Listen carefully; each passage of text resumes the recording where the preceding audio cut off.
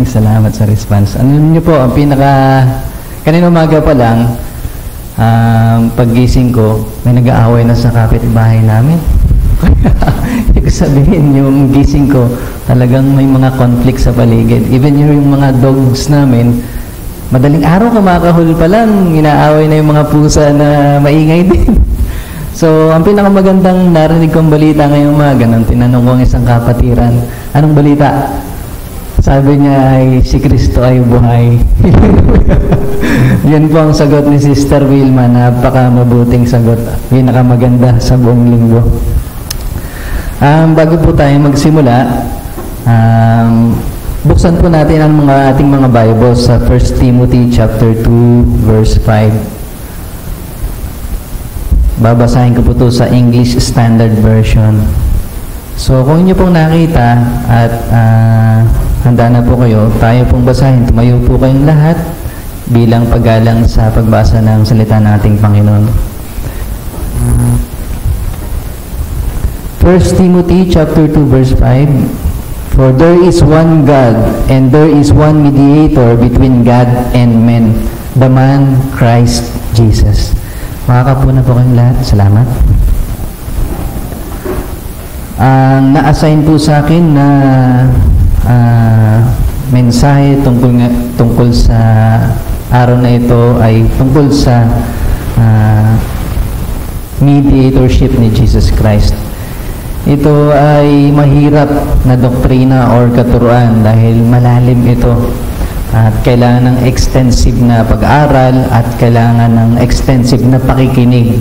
So, kung maaari po, iwasan natin na matulog dahil talagang kailangan natin dito ng full concentration. At ito po ay topical, so it will cover the entire scripture from beginning to end. So, hindi po siya yung katulad ng per book na ginagawa natin dati na halimbawa sa Book of Romans, ganun. Pero ito ay topical. Pero ito rin po ay napaka-importante. Ano po? So, siguro before we start, let us come to the Lord sa panalangin. Tayo pong lahat ay manalangin. O Panginoon, salamat sa araw na ito. Kami ay dinako mo upang matuto at sa pagkatutong ito, lumago ang aming pananampalataya. O Diyos, samahan mo kami ng iyong banal na Espiritu, buksan mo yung aming mga tainga, aming puso, ang aming kaisipan sa aral na ngayon na aming mapapakinggan. Lord, gamitin mo din po ako upang marami po, Panginoon, ang makapakinig ng tama, O God. At gamitin mo rin po ako, Panginoon, upang maihiyag yung mabuting balita. Lord, didako mo po ang iyong mga anak sa lugar na ito upang makapiling naming sumamba sa iyo sa Espiritu at katotohanan. Purihin ka, Diyos, sa pangalan ni Jesus itong aming panalangin. Amen. Okay, so yung series natin ngayon is about Christology, katulad ng sinabi ni Pastor. The best series na dapat nating talagang i-appreciate. Kasi itong season na to, or Christmas season, totoo nga na maraming distraction. And we really don't know kung ano talaga yung purpose, bakit tayo nagsa-celebrate. Some of us talagang nagre-reunion.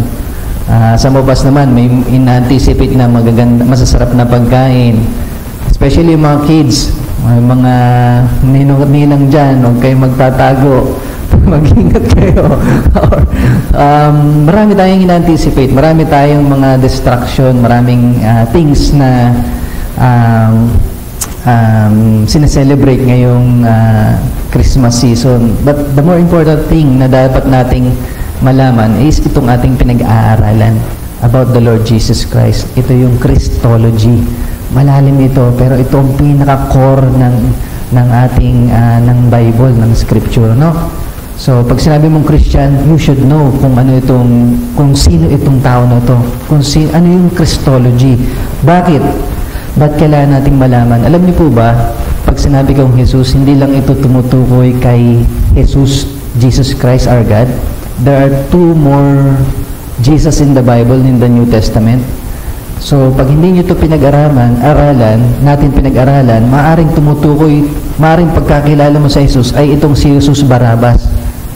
At may iba pang Jesus, ano. So, ibig ko sabihin, kailangan talaga natin makilala kung sino yung si Jesus. So, paano natin siya makikilala?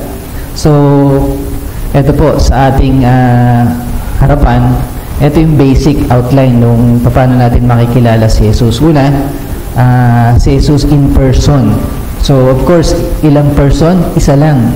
Jesus Christ, one person. Pero meron siyang two natures, ano?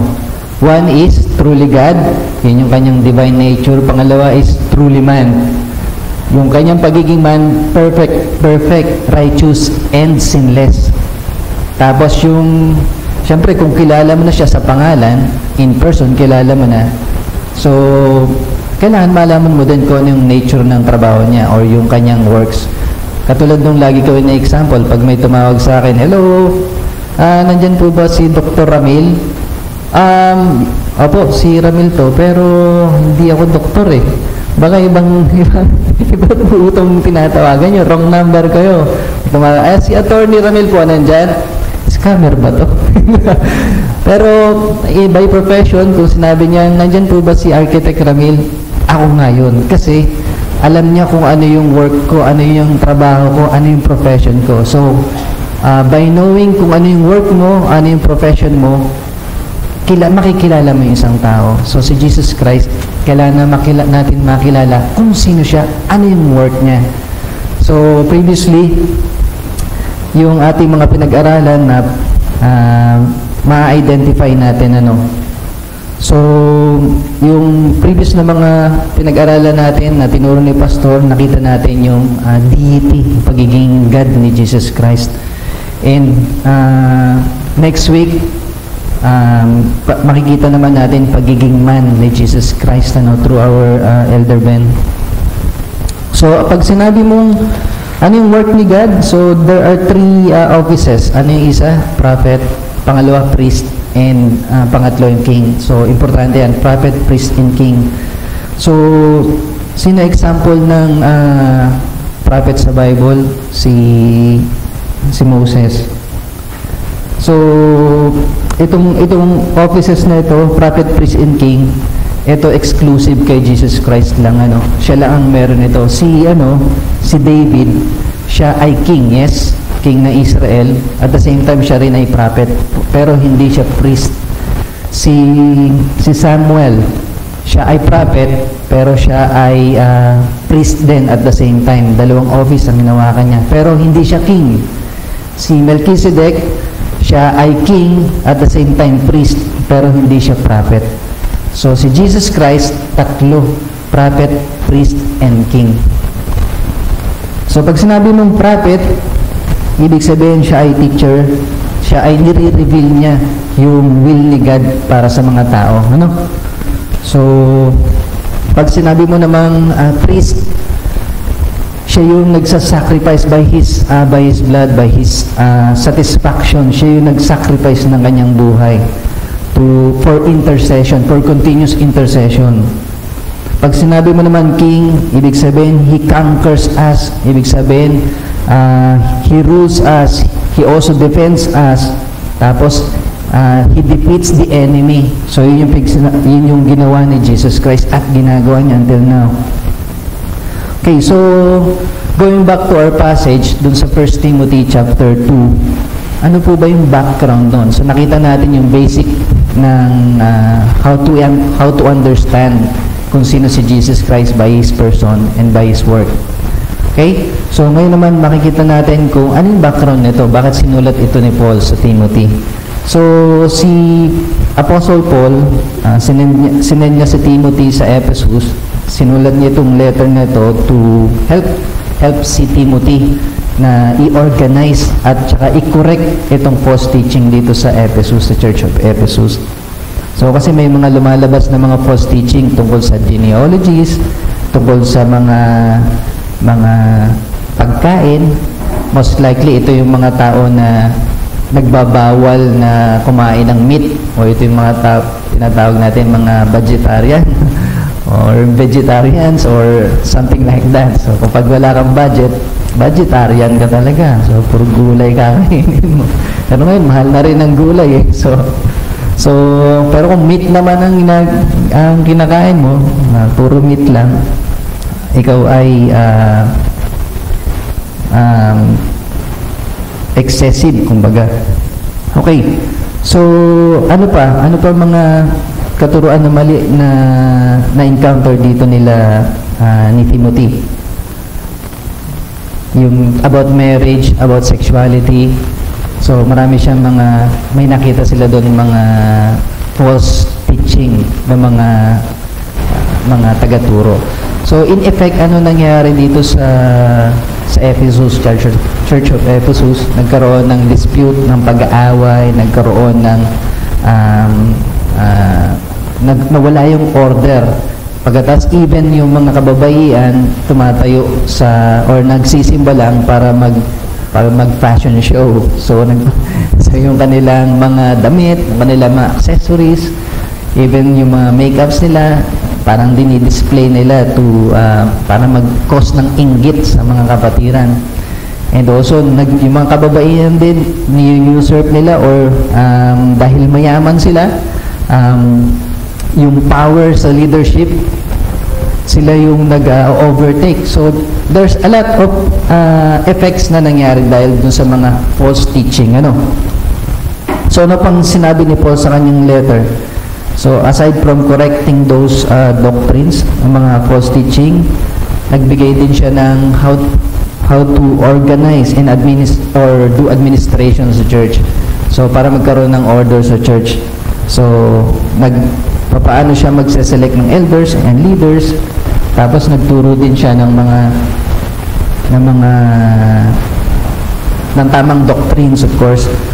Even yung mga polite way pagsagot sa mga maling doktrina ng matatanda. Halimbawa, may mga matatanda na makukulit talaga. Pag mali sila, there is a polite way paano sila i-correct.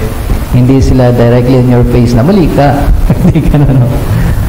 Okay, there's a lot of teachings or doctrines na sinulat si Paul para kay Timothy yung matutunan niya. So, ano yung immediate context nitong chapter 2 na to? So, si Paul, ang una niyang bungad, it begins with an exhortation for us to pray. So, in-encourage niya yung mga Ephesians na mag-pray. At ano yung sabi niya sa prayer niya? First of all, then, I urge that supplications, prayers, intercession, and thanksgiving be made for all. So, yun yung una niyang sinabi. Manalangin muna. Lahat ay manalangin. Tapos, sabi niya, God desires all people to be saved. So, yun yung ating context ngayon. Dahil God desires all people to be saved. How? Or paano? It is through the mediator, Jesus Christ. So, yung text natin, dahil God desires for all of us to be saved, how? And that is through the Lord Jesus Christ, the mediator. So, pray for everyone. Yun yung kanyang exhortation. So, next slide please. Meron tayong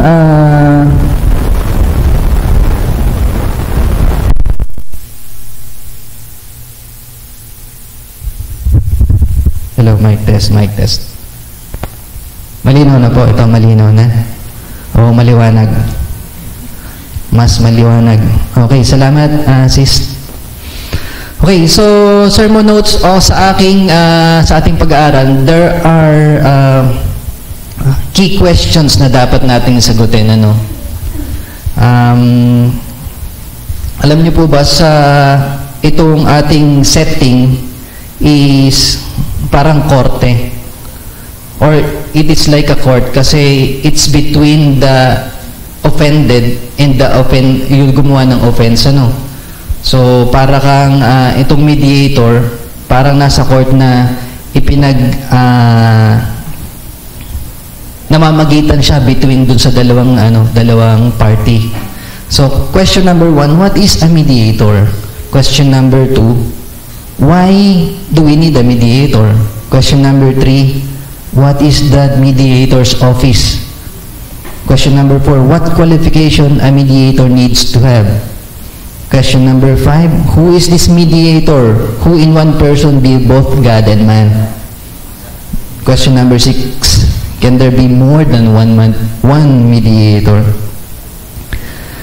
Katulad nung sinabi ko kaninang umaga, paggising ko pa lang, talagang may mga awayan ako naririnig, babae, lalaki. At talagang nag-aaway sila na siguro mag-asawa. Ang hirap awatin. Sinong makakaawat sa mag-asawang nag-aaway? Hindi kayang awatin ng anak. Mahirap awatin ng magulang. Talagang pag nag-away sila, away. Talaga. Labas lahat ng baho, lahat ng masamang gigil na gigil ka doon sa asawa pagka talagang sumobra yung away niyo, ano. So, yung setting natin is about a dispute. So, isang na-offend at isang nakagawa ng offense, ano. So, sabi ko nga, ang setting nito ay parang korte. May isang complainant, tapos may isa naman sa defense, tapos yung attorney naman yung nagme-mediate. Parang ganon. So, what is a mediator? Ano po ba yung mediator? Next page, please.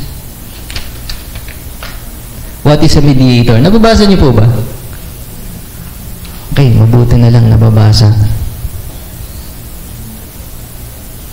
Okay, a mediator is the one who reconciles two parties that are in conflict. So, may dispute or in conflict. So, yan daw yung mediator. So, yung mediator, hindi siya yung taga-awat lang. Kailangan may reconciliation na mangyari. Kahapon, may basketball si Ram sa court. May muntik nang magpang-abot ng suntukan. So, inawat ka agad ng mga teammates nila tsaka ng committee. So, hanggang dun lang. Hindi natin alam kung anong mangyayari pag sila ay nagkita ulit sa labas ng court. So, inawat lang. Pero itong mediator, reconciliation. Dapat ito may pagbabati, hindi lang pag-aawat. So, pagkakasundo. So, it means to restore the broken relationship. So, may restoration na mangyayari. So, di ba pag nagkaroon ng away sa atin, pag hindi kayang i-resolve sa family, minsan dinadala sa barangay. Ang ginagawa sa barangay, nire-reconcile. So, may reconciliation. O, magbati na kayo. Gusto niyo pa bang umawat yan umabot yan sa korte? Kailangan magbati na kayo. Anong dapat mong gawin? Kung may utang ka, magbayad ka kahit konti. So, nire-reconcile yan sa barangay. So, to reconcile o para mapagbati o para ma-restore yung relationship, ano dapat? Dapat dyan ay, una, to intercede for the offender with the offended. So, yung mediator, nag-i-intercede siya or namamagitan siya or lumalapit siya in behalf nung na-offend, in behalf nung offender dun sa naka-offend, at sa na-offend pala, sa nasaktan. So, itong letter B, to make satisfaction for the injury done. So, kailangan itong mediator din, kailangan masatisfy niya yung anger or yung pangangailangan ng na-offend para mawala yung anger niya. Halimbawa, sa pag-aaway nga, pagka nag-away ang magkapatid at ang hirap nilang awatin, ang nag-intercede dyan or namamagitan ay hindi si best friend. Namamagitan dyan yung magulang. Madalas magulang. Lumalapit siya doon sa halimbawa, nasaktan niya yung kapatid niya. Galit na galit siya dahil ninakaw niya yung ganito, yung laruan niya, ano. So, lalapit na magulang dun sa nakasakit kasi lalapit yung magulang dun sa nasaktan dahil nagagalit siya para ilapit niya yung kapatid niya na nakit pagsosorihin niya. Ngayon, ito namang sa 2, yung letter B pala, to make satisfaction for the injury done. So, sabi niya, mag-sorry ka na. Pagkatapos, ako na bahala, bibigyan kita ng candy. So, yung galit nung nasaktan, siya ang bahalang pacify. Okay? So, letter C, to promise and bring it to pass that the offending party shall not repeat the offense. So, gawain din ng isang mediator na hindi na muli mangyayari na masaktan or maulit yung pangyayaring pananakit or maulit yung pangyayaring pagkakasala. So, yung mediator nagsasabi na huwag po kayong mag-alala, hindi na uulitin ng anak ko na mangurot ng katabi niya or ganito.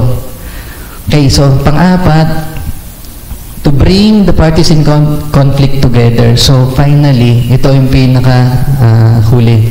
Kailangan magkasundo sila. Kung hindi ito magkakasundo, kung kulang sa mga ito yung gagawin ng isang mediator, hindi ito effective, hindi masasatisfy yung demand ng na-offend. So, importante ito basic requirements ng reconciliation ng isang mediator, na ginagawa ng isang mediator. Sa Bible, si Jesus Christ ang tumatayong mediator nating lahat between God and tayo. So, siya ang peacemaker, lumalabas. Siya ang peacemaker sa ating lahat. Ang ina-appease niya, yung anger ni God, yung wrath ni God. Tapos, ni-restore niya rin tayo sa ating Diyos Ama. So, we can pray right away with the God na hindi na natin kailangan ng pare na sa Kanya ka pa magko-confess ng mga kasalanan mo sa isang cubicle na madilim. So, ngayon, we can pray directly to God kasi He has restored, Jesus Christ has restored our relationship with the Father. Ano? So, yun. Ano pa? Anong pagkakaiba ng mediator sa middle person or middleman? Mag-iba po ang mediator sa middleman. Ang mediator, ito po yung office tinatawag. Ito po yung parang department. Ito yung function. Yung po namang middleman, ito yung tao na nasa gitna ng dalawang parties. So, mediator and middleman. And itong mediator and middleman is both in one person, na kay Jesus Christ. He is a middle person because in Him is the nature of each party. Siya ay Diyos at siya din ay tao. He is a mediator because He reconciles us to God. So, pag sinabi mong mediator, reconciliation ang una-una mo dapat na hanapin. Ang una-una mo dapat maintindihan. Okay. 2. Point number 2, why do we need a mediator? Bakit natin kailangan ng mediator? So, naintindihan natin kung ano yung mediator, ano yung ginagawa ng mediator. Ngayon, bakit natin kailangan ng mediator? Pwede bang wala? Pwede bang wala? So, let's see. Letter A, because we have offended God by sinning, both from our parents and our continuous sinning in the present. So, nakita niyo po, kailangan natin ng mediator kasi tayo ay itinuring sa atin yung kasalanan ni Eva at Adan. So, pag nagkasala ka sa isang tao, pag nagkasala ka sa asawa mo, halimbawa, nangalon niya ka, okay lang ba yun? Or walang, okay lang, open relationship naman kami, yun ang nauuso ngayon.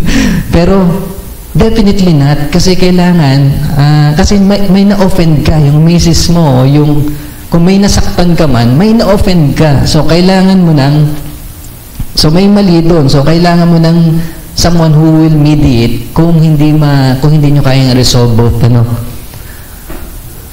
At the same time, yung itinuring na kasalanan sa atin, dahil naka-offend tayo, dahil yung kasalanan na yun ay offense sa Panginoon, at the same time, continually, nagkakasala tayo. So, marami sa atin, hindi ko natatanungin kung anong mga pagkakasala. So, yung pag-iisip mo pa lang, pagtingin mo pa lang sa kapwa na judgmental ka na, or pagiging chismosa, pagsisinungaling, pagiging mayamang, pagiging prideful, pagiging boastful, pagiging maantukin sa oras ng panamba. So, yung maraming bagay na patuloy tayo nagkakasala. So, yung kasalanan na yun, it adds up to our sin. The more na nagkakasala ka sa isang tao, the more na dumadagdag yung galit niya. Tapos sasabihin niya, hintayin mo lang mapuno ako, nagtitimpi lang ako. Parang ganun yung situation na padami ng kasalanan. Pero ang Diyos, yung kanyang galit, of course, dahil dumadami yan, of course, talagang yung galit niya sa kasalanan, talagang nakakita na ba kayong taong galit na hindi mo na maipintay mukha? Iba ang galit ng Panginoon. Ang galit ng Panginoon kumpara sa tao is different. God's wrath is holy. Banal pa rin ang pagkagalit ng Panginoon. So, dun sa continuous sinning natin, paano natin malalaman na we are continually sinning? There are 600 plus na mga batas sa Bible or law ni God. Tapos, sinamarize into 10 in 10 decalogues, and then also summarized into 2 by our Lord Jesus Christ. Alam niyo po, yung una kong tinuro sa aking mga anak, yung 10 Commandments, nung kami, pinasaulo ko sa kanila, yung kami ay nagba-Bible study. Hopefully, you guys, kayo po, alam nyo rin po kung ano yung 10 Commandments, ano. At the same time, si Jesus Christ, sinamarize niya ito into two greatest command. Love the Lord your God with all your heart, with all your mind, with all your soul, with all your strength. And then, love your neighbor as yourself. So, love God and love your neighbor. Sinamarize niya sa dalawa. Which, sa atin ngayon, we cannot really do perfectly. Kasi ang sabi ng Panginoon, you must be perfect, therefore, as your Father in heaven is perfect. So, no one can love God with all your heart, with all your strength, with all your soul, with all your mind. No one, wala po, no. Kaya, ang hirap sundin nung law ni God na yun, kaya patuloy tayong nagkakasala. So, ano pa? Because this offense, transgressions, requires divine justice. So, nakita natin sa letter A, lahat tayo makasalanan, lahat ay nagkasala. So, kung ikaw may kasalanan, anong dapat natin gawin? Anong dapat gawin sa atin? So, nakita natin, dahil ang Diyos ay makatarungan, kailangan niya ng divine justice. So, ano yung gagawin? Letter C, because the holy wrath of God can only be fully satisfied by temporal and eternal infinite death as severe punishment to the offender. So, yung divine justice na kung tawagin ito ay parusa ng eternal na yes, temporary, mamamatay kayo yung temporary na punishment. Pangalawang punishment is eternal. So, unimaginable ito. I may express this parang normal lang, pero unimaginable ito para sa mga tao kung mauunawaan nila ito ng malalim. Marami kasi sa atin ignorante pa. Kung ikaw ay bata pa, ang iyong buhay ay, sabi mo, malayo pa ako, hindi pa ako mamamatay, hindi ko kailangang isipin ang kamatayan. Pero pag ikaw ay matanda na, may sakit ka, ang iniisip na especially ng mga hindi Christian, ang iniisip nila, paano yung kayamanan ko, sino mag-ano, o kaya paano yung mga utang na ito, o kaya saan ako pupunta? Doon sila natatakot kung saan sila pupunta. Pero for Christians, alam natin kung saan tayo pupunta. Ano? So, yung punishment ay nakakatakot, especially if you know na ikaw ay susunugin ng buhay sa impyerno. Okay, letter C. Because the holy wrath of God can only be fully satisfied by temporal and eternal infinite death. So, bakit ganon? Bakit infinite death? Bakit eternal death yung kailangan? Ang ginawa lang naman ni Eva, kumain lang siya ng prutas doon sa Garden of Eden na binawal niya. Parang ano lang yun, parang kumuha lang ako sa rep ng tinapay na kay kuya. Ba't ganun kalalim naman yung parusa? Parang hindi yata makatarungan. Bakit ganun? So katulad nung sinabi ko last time, in-explain ko, pag nagkasala yung kapatid mo sa'yo, ang parusa lang siguro konting kurot o kaya hindi ka papansinin. Pag nagkasala ka sa nanay mo, tatay mo, ang parusa is palo, kaya grounded ka. Pag nagkasala ka naman at hindi ka sumunod dun sa, halimbawa tumawid ka sa kalsada, nag-jaywalking ka, ang gagawin sa'yo, kukulong ka talaga. Tapos, baka pag-exercising ka pa, o kaya, magpanatang makabayan, or bayang magiliw, lupang hinirang. So, ganun mga pinapagawa. Pag pinatawag ka naman, or pag sumuway ka naman sa utos ng isang hari, ng isang king, tapos hindi ka sumunod, kahit papuntahin ka, hindi ka sumunod, sabihin mo, busy ako, naglalaba ako eh. Okay, nagluluto ako, busy ako. So, hindi ako makakarating, king ganito, king ganyan. Pakukuha ka ng Guardia Civil, pagkatapos, pupugutan ka ng ulo. Kasi, yun yung parusa sa nagkasala. Kasi utos ng hari. Yung mga sinasabi ng kabataan, ng mga bata, utos ng hari, hindi daw nawabali. So, yung progress ng mga utos, yung utos ng kapatid, utos ng magulang, utos ng pulis, utos ng hari, nakikita nyo, pare-pare sila ng utos na simple lang. Pero, yung punishment, pabigat ng pabigat, kasi depende yun sa nagbibigay ng utos. So, dahil God is divine, dahil God is infinite, dahil God is our Creator, all-powerful, yung simpleng utos na yun, mabigat talaga yung kaparusahan. Infinite yung parusa. It may look like simple lang yung utos, pero yung nag-utos ang pinaka-weight nung parusa. Kaya infinite. So letter D, because as offender, we have no right to represent ourselves because of our sins. So, kung ikaw ay may utang, o may utang na halimbawang pera, pagkatapos sa harap ka dun sa nautangan mo, you don't have, wala kang karapatan na i-present mo pa yung sarili mo na sige, ako bahala. Umaga, kukuhanin mo uli yung kanyang tiwala. Wala kang karapatan. I-represent mo ulit yung sarili mo na, babayaran ko yan. Ilang taon ka nang hindi nag-uutang. Ay, hindi nagbabayad pala.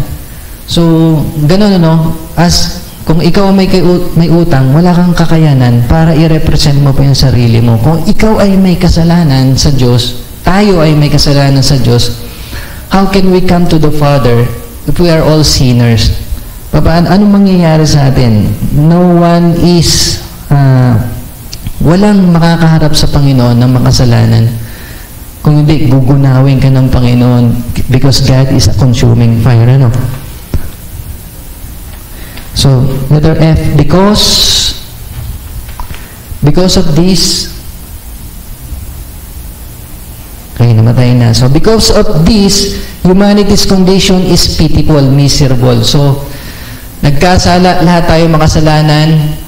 Until now, nagkakasala tayo. Ngayon, kailangan parusahan dahil ang nagutos ng Panginoon, ang parusa ay sobrang bigat, eternal, temporal dahil mamamatay ang ating katawan dahil sa kasalanan. Pero meron pang another na kamatayan, yung eternal na punishment. So, lahat yun may punishment. Okay, tapos, anong kalagayan ang meron tayo ngayon? Hindi natin maire-represent ang sarili natin before God dahil tayo lahat ay makasalanan. Kaya, ang tao ay very miserable. Ang tao ay walang pag-asa. Nakakita na kayo ng taong walang pag-asa? Makakita ka pagka may nakita kang umakyat sa building tumalon, mga taong walang pag-asa, o kaya nag-drugs, o kaya nag-inom ng parang wala nang bukas. Nakikita mo yung mga tao na walang pag-asa. Ganon ka miserable ang buhay ng taong walang pag-asa. Knowing na tayo din walang pag-asa dahil sa kasalanan, dahil may nag-iintay sa atin na kamatayan, yung kamatayan ng walang hanggan. Na-explain ko lagi, ano po bang punishment yun? Sabi sa Bible, yung kinukonsume ka, sinusunog ka ng buhay na hindi ka namamatay. Yung flesh mo kinakain ng mga uod. Hindi ko pa naranasan kainin ng uod, pero yung pakiramdam na ganon, Tapos yung mapaso ka lang, masakit na. Imagine yung continuous na never-ending na gagawin sa'yo yun. Yung punishment na yun is talagang matindi. Hindi mo Pag nagkasakit ka, may injure mo pa eh. Halimbawa, may sakit ka, o kaya pinarusahan ka ng magulang mo, may injure mo pa na kasi alam mo, matatapos. Pero yung malaman mo na hindi matatapos yung parusa, kaya mababasa natin sa Bible, they have, yung ginigreat nila yung tit nila. Hindi dahil sa sakit, dahil sa anger. Sasabihin nila, it's unfair. Yun eh. Hindi yung nagaganan yung ngipin nila, nabasa natin, dahil masakit. Hindi ganun. Dahil galit na galit sila, dahil they think na hindi to fair. Hindi dapat gantong parusa ko. Kasi never ending talaga. So, kaganon kaya infinite eh. Because there is no other creature in the creation could represent humanity. So, nakita natin yung misery ng tao, yung parusa na nag-aantay sa taong mamamatay. So, ngayon, at hindi natin kayang representan ang ating sarili, wala tayong pag-asa. Ngayon, makikita natin din na wala ding creature, yung hayop, hindi pwede mag-represent sa atin. Yung mga anghel, hindi rin pwede mag-represent sa atin kasi hindi natin sila kadugo, hindi natin sila katulad, ibang lahi sila. So, walang makakapag-represent talaga sa tao sa kanyang kasalanan. Talagang miserable. Because of this, humanity's condition is pitiful, miserable, hopeless, without someone to mediate between man and God. So, ganun yung kalagayan ng tao. Kaya kailangan natin ng mediator. So, sa mubas, alam niyo po, sa mundo ngayon, sabi dito, ang atin talagang problema, our main problem is not that we are lost people looking to find our way, nor we are wounded and needs healing. Alam niyo, makikita niyo lagi yan sa social media. Lagi silang victim. Sabi nila, nawawala ako hahanapin ko lang yung sarili ko. Ako ay nawawala. O kaya, kagagaling ko lang may pinagdaanan akong mabigat eh. I need healing. It may look like it parang problemang mabigat ng isang tao. Pero honestly, ang core ng problema ng tao is this. Ang sabi niya, the core of our problem is that we are sinners. Ito. Meron pala ako nito. The core of our problem is that we are sinners and the wrath of God is upon us. So, yung problema ng ikaw ay nawawala, yung problema na ikaw ay dumadaan sa may pinagdaanan, maliit lang yun. Pero kung maintindihan mo na ang problema ng tao, siya ay makasalanan at ang wrath ni God is nasa iyo, yun ang pinakamabigat. Knowing na anytime pag namatay ka, alam mo kung saan ka pupunta, sa impyerno. Kung ikaw ay walang mediator. That's why, importante ang mediator. Importante na may mediator. Otherwise, lahat tayo saan pupunta? Sa parusa. Lahat tayo individually. Paparusahan ng Diyos. At ang parusa yung kamatayan. Kailangan nating mamatay both physically and spiritually, yung eternal punishment din. Okay, so ano ba yung mediator? Ano ba yung ginagawa ng mediator, yung office niya? Next page, please. So, sabi ko kanina, talagang malalim ito. Hindi itong doctrine nito, hindi ito parang kwento lang, narrative. Topical ito, talagang kumbaga sa bata, or sa feeding, ang kumakain nito talagang may ngipin na. Kasi meat itong pinag-aaralan natin, hindi ito milk. So, mahirap para sa mga baby Christians na maintindihan to. But hopefully, dahil kalooban ni Lord, maunawaan nyo kung ano itong mediator. Kaya, maaari sa atin talagang iba, mawala ang interest. But I pray na talagang yung concentration natin is nandito sa ating pag-aaral. What is the mediator's office? So, a mediator is to treat o pakitunguan ang dalawang party, the offended and the offending party. So, ano yung ginagawa ng mediator sa with God, the offended party. Anong ginagawa ni Jesus Christ? Anong ginawa ni Jesus Christ sa na-offended na party na si God the Father? So He intercedes with the Father for us and prays that our sin may not be laid to our charge.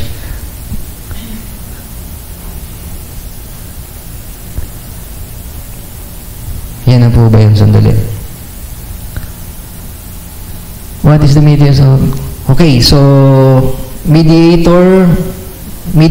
to God and mediate to the offending party. So, yung una, yung nagme-mediate siya sa the offended, si God. So, Christ mediates para sa atin kay God. Ano? So, He intercedes with the Father for us and prays that our sin may not be laid to our charge. Yung nauna po yata. Isa pa? Wala yata yun. Letter B niya. Anyway, so ito na muna. Letter A.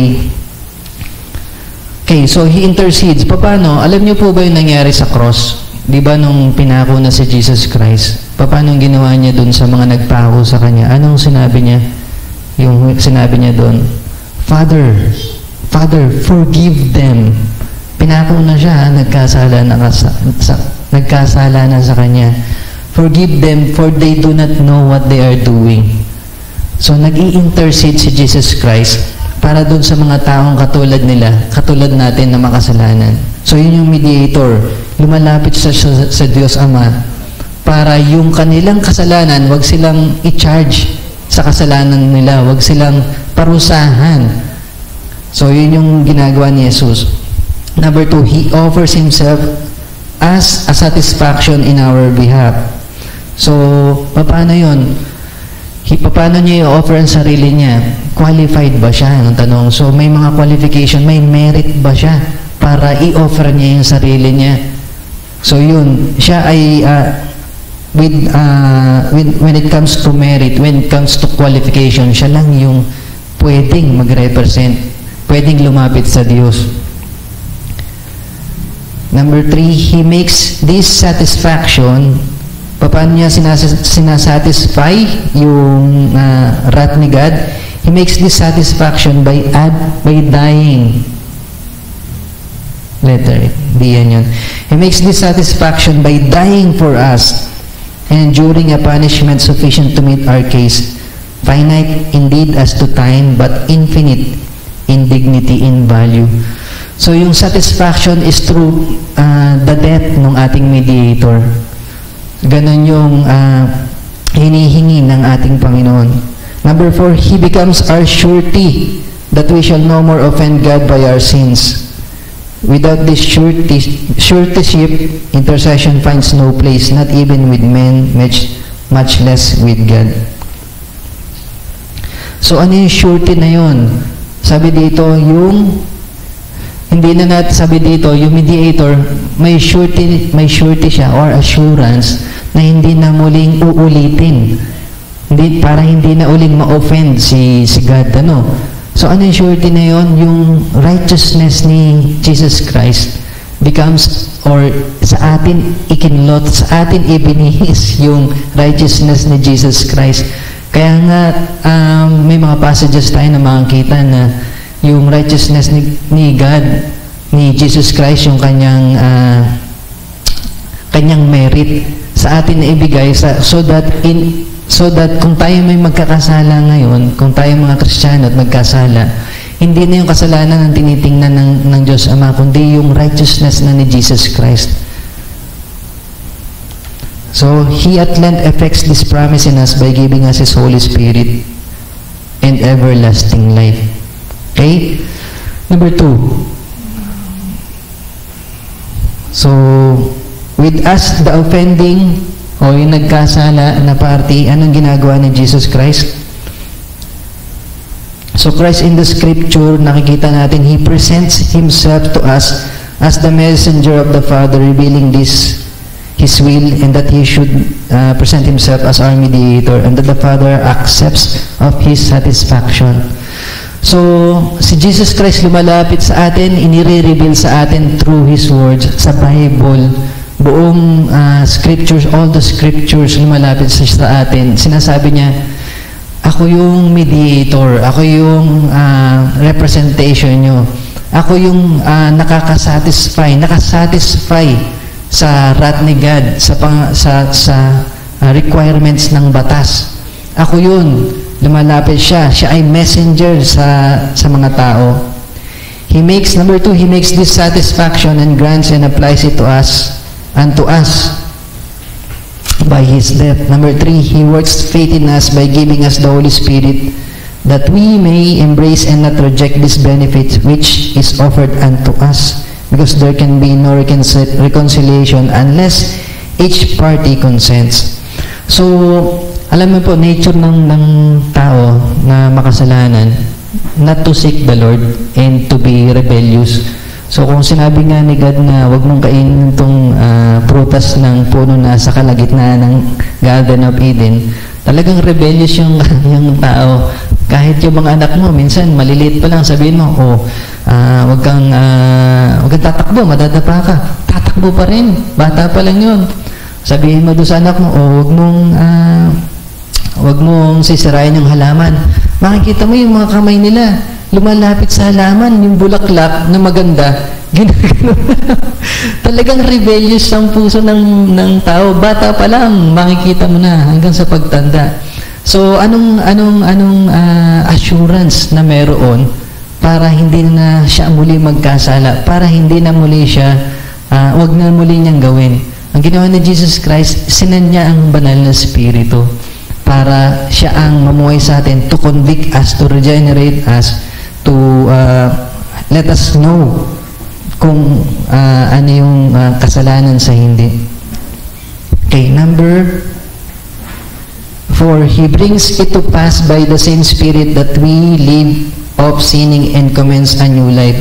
So, ito na yung buhay na regenerate kung tawagin. So, He preserves us in this state of reconciliation by faith and new obedience, and defends us against the devil and all enemies, even against ourselves, lest we fall. So, pinipreserve niya tayo hanggang sa huli. So, kahit nagkakasala tayo, makikita mo, Lord, ang dami ko ng kasalanan. At the end of the day, kung talaga ikaw Christian, ibabalik ka niya. May mga kapatiran tayong gano'n na ang lalim ng pagkakasala, pero nagkakaroon sila ng time na sila tinatawag uli ng Panginoon na nagbabalik sila, nagkakaroon sila ng realization kahit nagkakasala na sila. So, pinipreserve tayo ng Panginoon, idinedepensa tayo ng Panginoon against the enemies. At ano pa ba? Even sa ating mga sariling pananampalataya, yung ating faith is not hindi natin maaasahan yung sarili nating pananampalataya kasi minsan mataas, minsan mababa. Pero yung faith na nanggagaling sa Panginoon is not really ours, pero siya ang nagbibigay. Yun ang ating maaasahan through the Holy Spirit. Finally, He will raise us up from the dead and glorify us. He will perfect the salvation begun and the gifts which we lost in Adam, as well as those which He has merited for us. Okay, so itong finally na to, kalagitnaan pa lang. Itong number 6 na to, yan, finally, hindi pa tayo tapos, maaga pa. So, ayan, ito yung mga ginagawa ng isang mediator para sa na-open at para sa naka-offend. Nakikita niyo, marami siyang trabaho. Hindi lang basta nag-mediate at i-reconcile o i-restore. So, kasama dito yung buhay niya. Kasama dito yung kanyang merit, yung kanyang qualification. So, yun yung office ng isang mediator. So, ngayon titingnan natin, anong merit, anong qualification ang meron ng isang mediator para siya talaga ay maging mediator. Okay, so number 4, our mediator, or the qualification of our mediator, must be very truly man, deriving his nature from our race, Kaya hindi pwedeng angels or animals or any creature on earth ang mag-represent sa atin eh. Kailangan man din, tao. And retaining it forever. So, and also a perfect and righteous man. So sabi dito, ang qualification unang-una ay kailangan tao. Bakit? Kasi ang tao ang nagkasala, hindi naman yung ibang creation. So anong requirements ng taong anong punishment? Sabi dito, since there will be no remission kung walang shedding of blood. Ang requirement ng batas ng Panginoon is kamatayan talaga. Cursed be the one who sinned. Cursed sa cross, mamamatay sa krus. Tapos kailangan, because it was man that sinned, it was necessary therefore that man should make satisfaction for sin. Kung ikaw ay nagkasala, ikaw dapat managot, wala nang iba. Yun ang kailangan, dahil man ang nagkasala, dapat man din ang mamatay at sumagot ng parusa. Kaya dapat siya ay truly man, hindi siya, at kailangan din siya ay kailangan namamatay siya. Kasi kung hindi siya mamamatay, immortal siya, hindi siya man talaga. Hindi rin pwedeng alien. Tapos, requirement din, he must be truly righteous and without sin. So, sabi ko nga, how can we represent ourselves to God kung tayo ay sinner? Hindi pwede. Kasi, tayo ay, God is a consuming fire. God is a God of, imagine the wrath ng Panginoon. Alam nyo, minsan pagka ikaw ay may kinaiinisan o kaya may nakasakit sa'yo o may nakagasgas nung pinaka-paborito mong o kaya may pumintas dun sa damit mo o kaya may naka-offend sa'yo. Minsan sa sobrang gigil mo, gusto mo siyang tirisin. Titirisin ka. Okay, gusto mong chap-chapin ng Pinoy, pakain sa mga, ganun ka, yung kay God, God is a consuming fire. So, yung presence na isang taong makasalanan, hindi tatagal sa harapan ng Panginoon. Masusunog siya. Mag-evaporate siya in an instant. So, hindi niya kayang i-represent yung sarili niya. Kaya dapat, ang magre-represent sa tao is a righteous man. So, itong righteous man ito, makikita natin to sa next week. Makikita natin sa preaching ni Elder Ben sa virgin birth. So, hindi ko na ito itatakil ng malalim, pero ang requirement dapat, he is truly man and he is righteous. He is a righteous man, truly righteous from the very beginning. Si Adam is nagkasala, so wala na siyang pag-asa to represent himself to the Lord. Kasi patuloy yung kanyang pagkakautang. Patuloy yung pagkakautang natin. Padagdag ng padagdag. So, hindi nababawasan kasi patuloy tayo nagkakasala. So, wala tayong karapatan para i-represent yung sarili natin, para mangutang uli. So, pero dahil ang Diyos ay walang utang, kaya siya pwedeng humarap sa Panginoon as a mediator. Truly God, sinless, blameless, without fault, si Jesus Christ. Ano pa? And truly God in nature, more powerful than all creation. So ano to? The mediator must also be God so as to help the flesh endure God's eternal punishment by His divine power. Alam niyo po, kailangan ito ng para masatisfy yung punishment ni God. Remember, yung punishment na ni-require ni Lord ng batas is eternal, walang hanggan. At pagkatapos, pag humarap pa ang taong makasalanan sa Diyos, magugunaw siya kagad in an instant. So, hindi siya tatagal. Hindi niya masasatisfy yung mabayaran. Hindi niya mababayaran ng buo. Partial lang kasi napakaliit lang ng buhay mo. Hindi ka tatagal, hindi tatagal ang tao dun sa punishment ng ni God. Kasi infinite hindi ka rin tatagal before the Lord in His presence kasi He is a consuming fire. Yung wrath niya will burn you into crisp, He will burn you into tiny pieces na hindi ka na, you will be nothing. Magiging alabok. So, anong kailangan? Kailangan yung divinity ni Jesus Christ. This is very important. Yung divinity niya, ang tutulong dun sa flesh, sa human nature, para masustain, para ma-endure yung punishment, eternal punishment. Otherwise, hindi makakayanan ng flesh ng tao na bayarin ng infinite na punishment required by God. So malalim na ito. Hopefully, hindi kayo nalulunod sa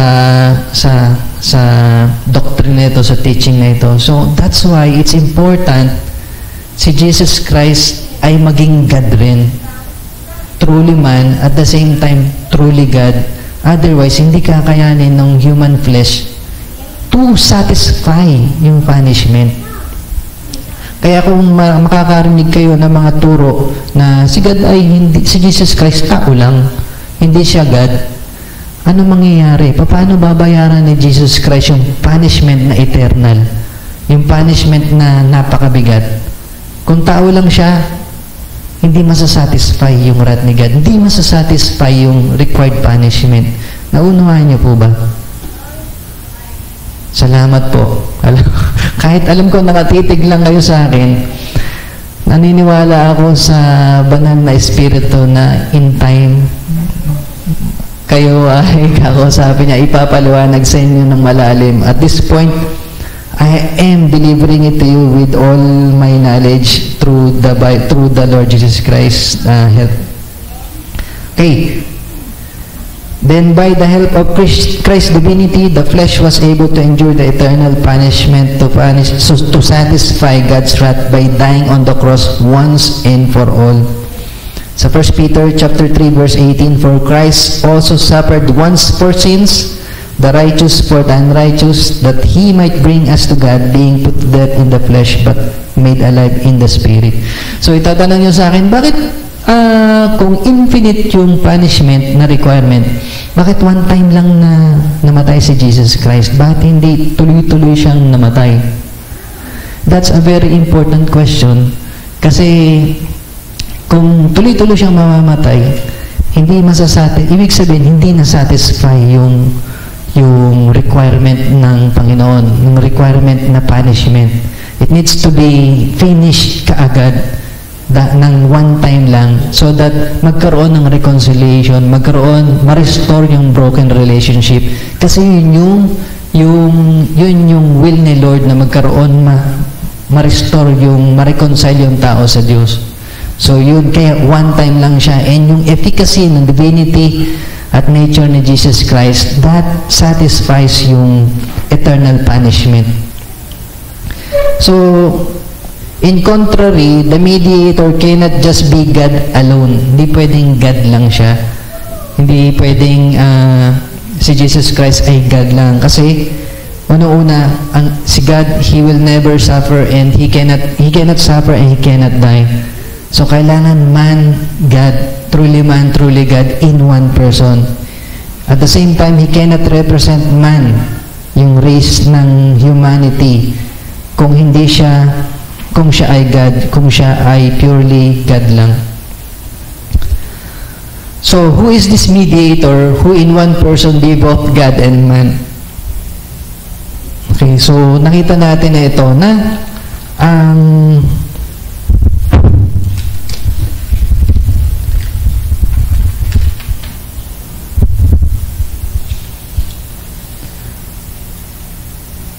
so, who is this mediator?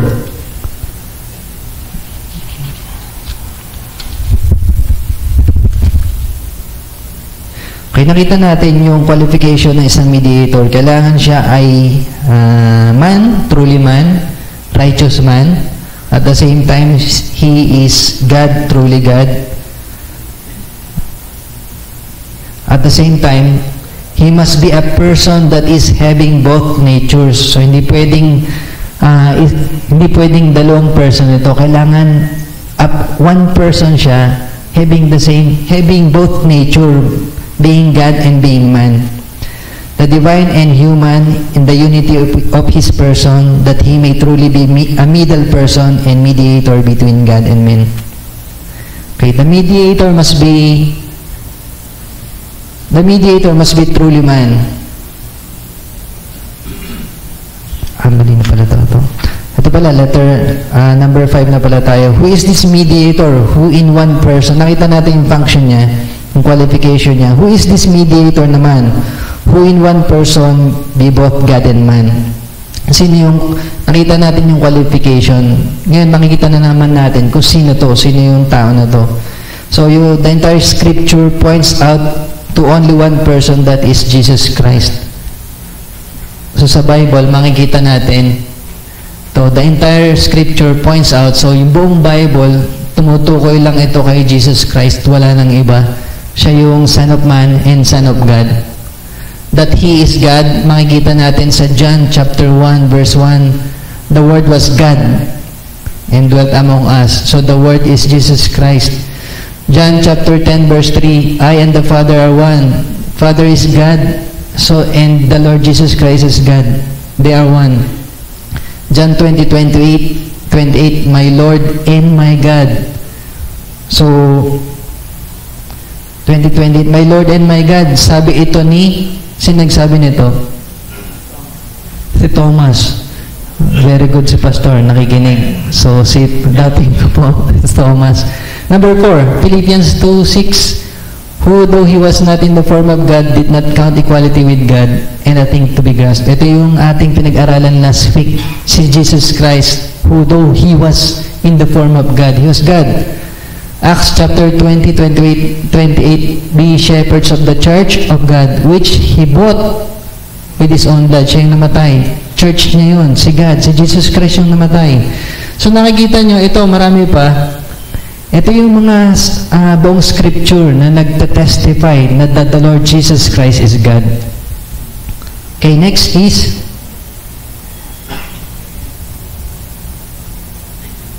yan. That He is very man. Si Jesus Christ, the scripture testifies that He is also very man.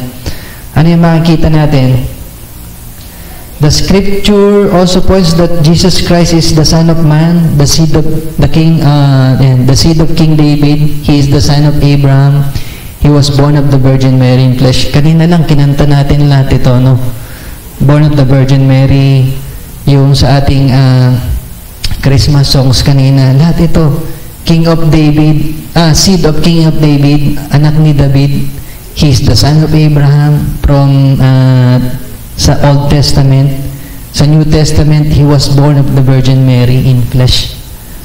So, siya ay tao. Talagang He is very man.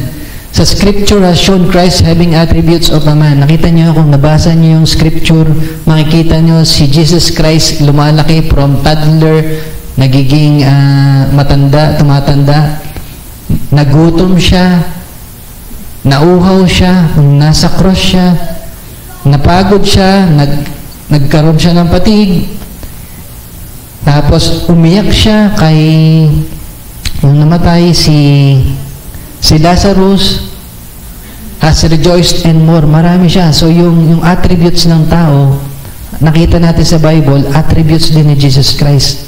That's why He is very man. All the scripture points to the Lord Jesus Christ as Jesus Christ is a man, Son of Man. Maganda rin po yun makita natin na yung pong virgin birth compared dun sa Son of Man. Ito po ma-explain sa atin ni Elder Ben sa susunod na linggo. So, ano pa? That these two natures in Christ constitute one person.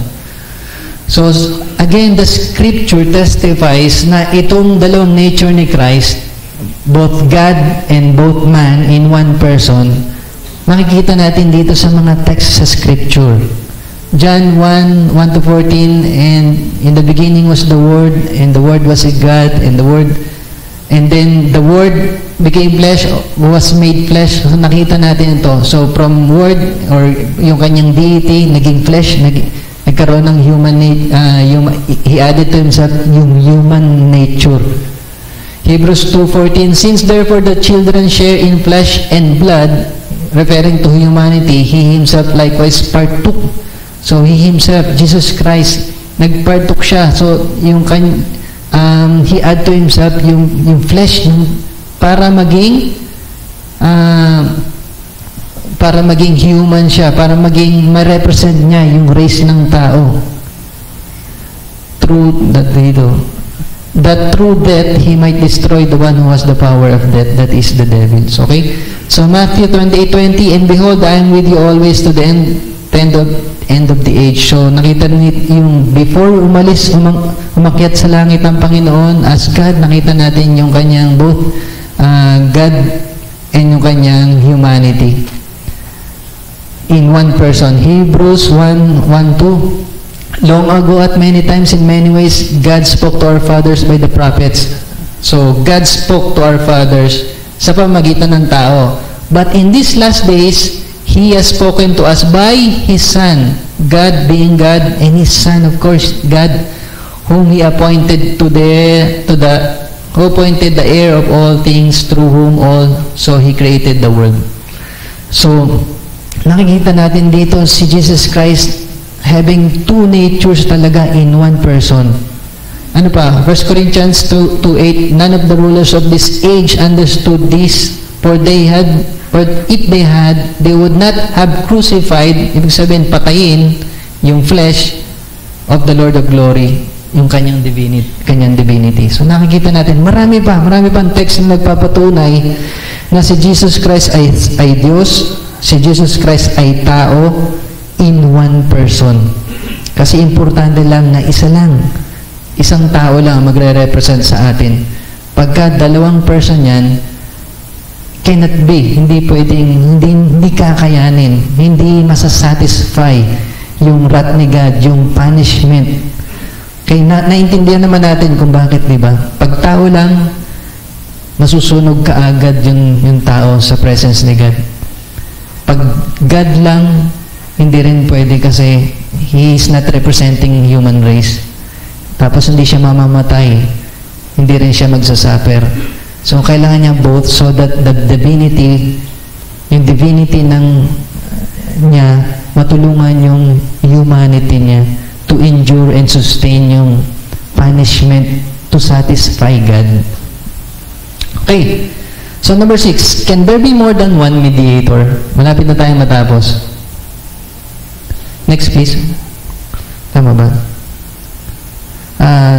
Una. Back, please, back. Can there be more than one mediator? Number 6.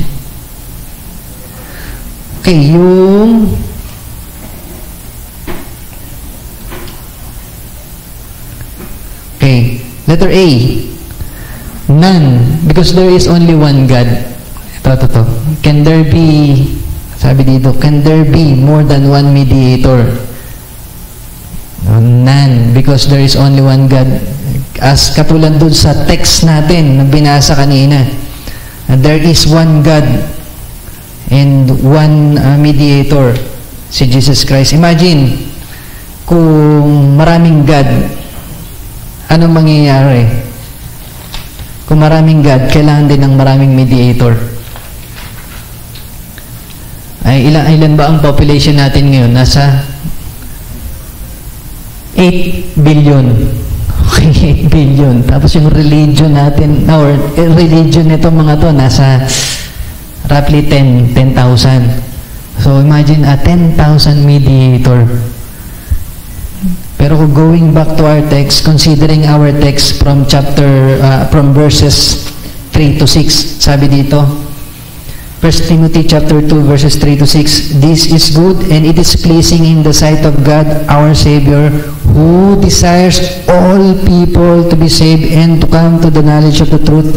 For there is one God and there is one mediator between God and men, the man Christ Jesus, who gave himself as ransom for all.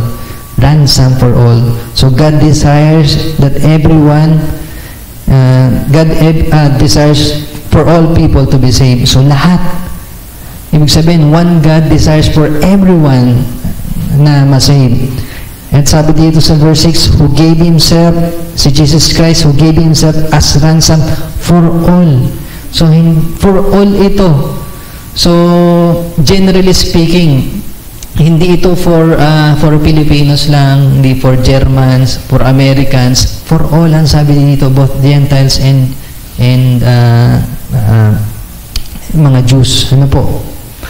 So, kaya, it's impossible na magkaroon pa ng iba pang mediator kasi we have one God and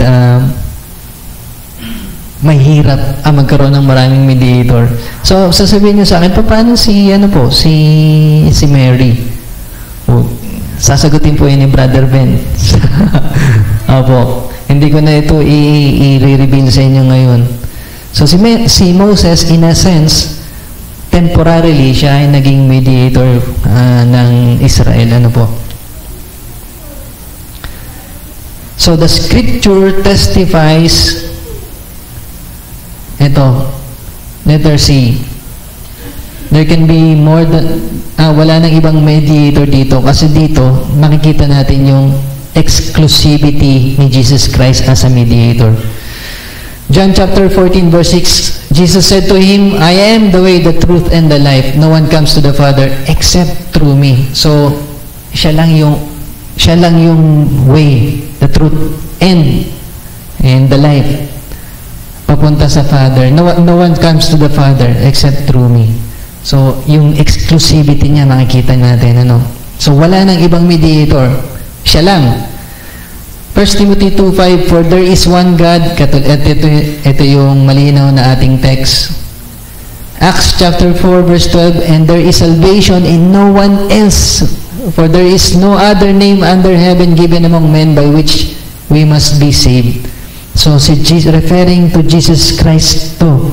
So, exclusive itong mediation niya ng salvation. John chapter 3 verse 16, alam nating lahat to, for God so loved the world that He gave His only Son, that whoever believes in Him should not perish but have eternal life. So walang ibang Son, walang ibang mediator, walang ibang tao na pwedeng maging mediator. Only one, si Jesus Christ lang. The scripture is very exclusive or very tama, or talagang walang ibang pinopoint na paraan para ikaw ay makalapit sa Diyos kundi pa sa pamamagitan ng ating Panginoong Hesus.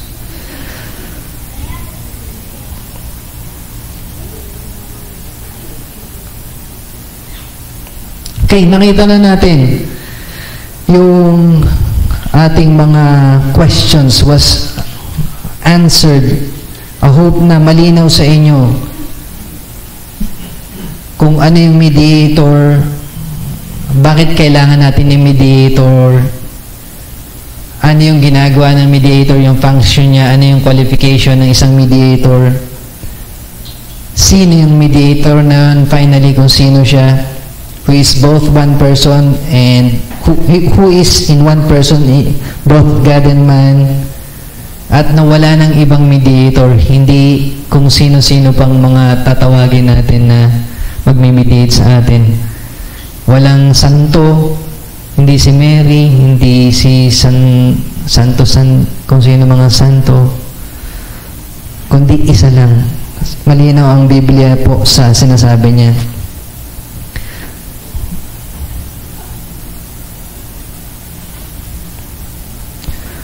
Therefore, Jesus Christ is the only one qualified mediator between God and man, being truly man and very righteous and truly God in one person. So, anong benefits ang makukuha natin dito sa ginawa ng ating Panginoon? Next page, please. Ito, and because of Him, you are in Christ Jesus, who became to us wisdom from God, righteousness and sanctification and redemption. Okay. So, wisdom, because of what the Lord Jesus Christ has done, hindi lang tayo na-save, ito yung mga binigay niya sa atin through Himself, wisdom. Ito, we preach Christ crucified to the Jews a stumbling block, and to the Greeks foolishness, but to them which are called both Jews and Greeks, Christ the power of God and the wisdom of God. Sa iba po, pagka nag-share kayo ng gospel sa kanila, anong sasabihin nila? No, wala akong time dyan, busy pa ako. Sa iba, foolishness. Hindi ito priority. Magtrabaho ka o kaya mag-aral ka. Yun ang foolishness. Pero sa atin, mga tinawag ng Diyos, ito ay napakahalaga. Ito ay wisdom.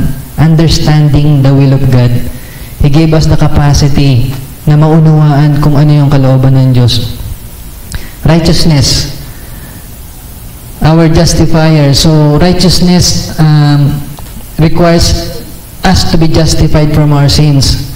He Himself gives this unto us by His merit and efficacy. So from His very birth, again, ibabato kay Brother Ben yan, itong kanyang righteousness.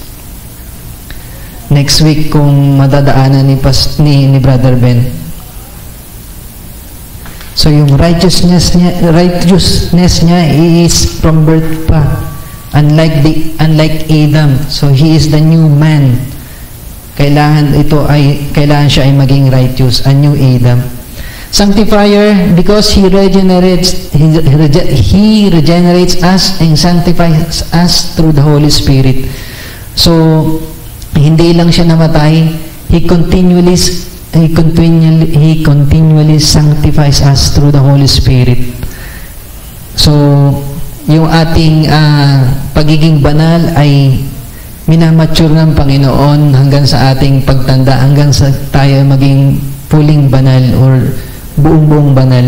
Redemption, because He finally delivers us from the punishment of sin. So, kung ikaw ay may mediator na si Jesus Christ, you will benefit a blessing or may blessing ka ng full redemption na hindi ikaw nagpiyansa lang at kung hindi binayaran ito ng buo ng Panginoon by His blood.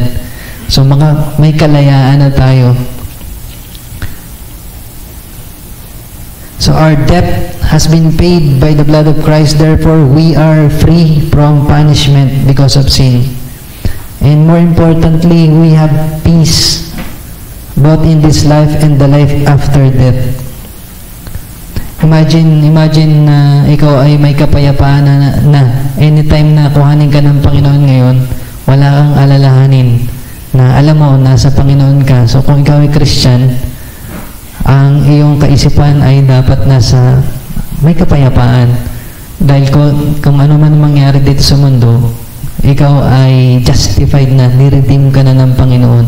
Pero kung ikaw ay nananangan pa dun sa mga kayamanan mo sa mundo, ayaw mo maiiwan, ayaw mong ipamigay, o kaya ikaw ay marami pang gustong gawin, at marami pang comfort na gusto mo pang tumama sa kung saan man, o gusto mo pang ma-experience yung mga bagay na gusto mong gawin. Yung hindi masama yun, pero having peace is more better than experiencing those material things. Now we can ponder, now that we know what Christ has done as a mediator, we can come to the Father in prayer freely because our relationship has been restored. So, dahil sa ginawa ito ng Panginoon, He has mediated and continually mediating for us in heaven with the Father as our intercessor.